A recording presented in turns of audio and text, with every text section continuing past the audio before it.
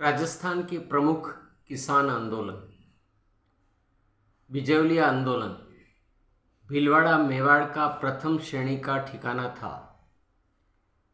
वहाँ पर धाकड़ जाति के लोग रहते थे। 1894 में राव गोविंददास जी की मृत्यु के बाद बिजौलिया ठिकाने के जागीरदारों और किसानों के संबंध बिगड़ गए।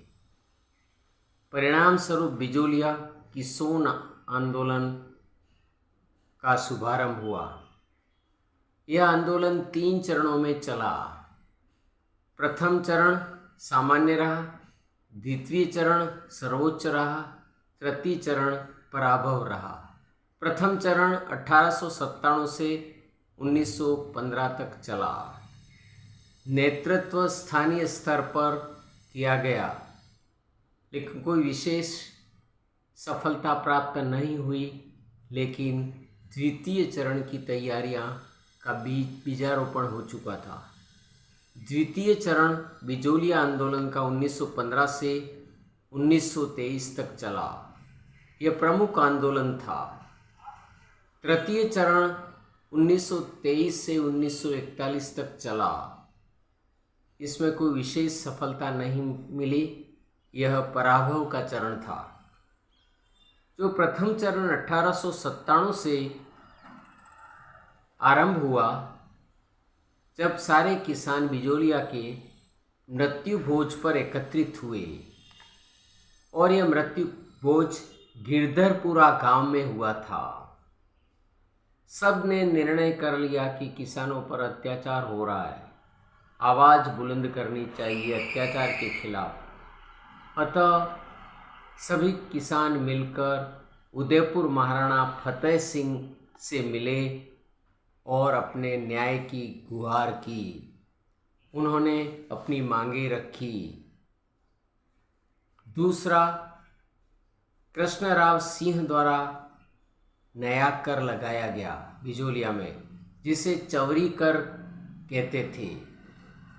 चवरी कर पुत्री की शादी पर प्रत्येक अभिभावक को 13 रुपया ठिकाने में जमा कराना होता था, और वहाँ पर ठिकाने में जाकर नतमस्तक होकर आशीर्वाद प्राप्त करना होता था। इसके पश्चात पृथ्वी सिंह बिजौलिया का शासक बना। दूसरा चरण 1916 में विजय सिंह पथिक के नेतृत्व में प्रारंभ हुआ। विजय सिंह पथिक का वास्तविक नाम भूप सिंह था। उनके साथ माणिकलाल वर्मा भी मिल गए। इसके अलावा साधु सीताराम दास भी मिले उनसे। विजय सिंह ऊपरमाल क्षेत्र में काफ़ी लोकप्रिय हुए।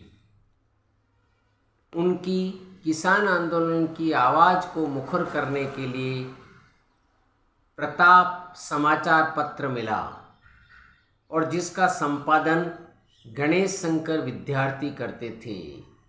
संपादक महोदय श्री गणेश शंकर विद्यार्थी ने कहा, बिजौलिया आंदोलन के लिए हम हमारे समाचार पत्र में एक कॉलम में प्रतिदिन न्यूज देंगे।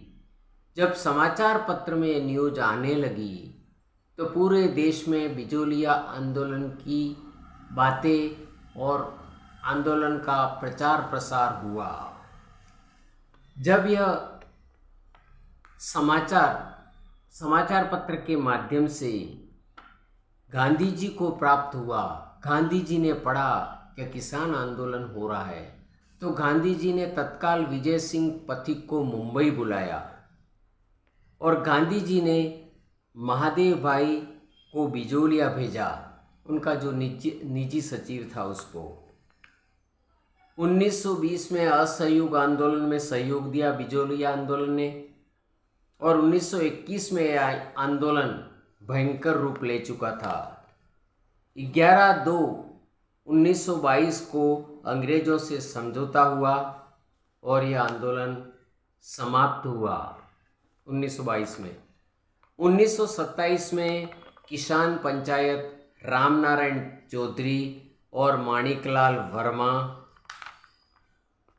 के साथ पथिक विजय सिंह पथिक ने किसानों को बारानी भूमि छोड़ने को कहा। इस आंदोलन में बारानी भूमि छोड़ने के लिए आंदोलनकारियों ने मना कर दिया।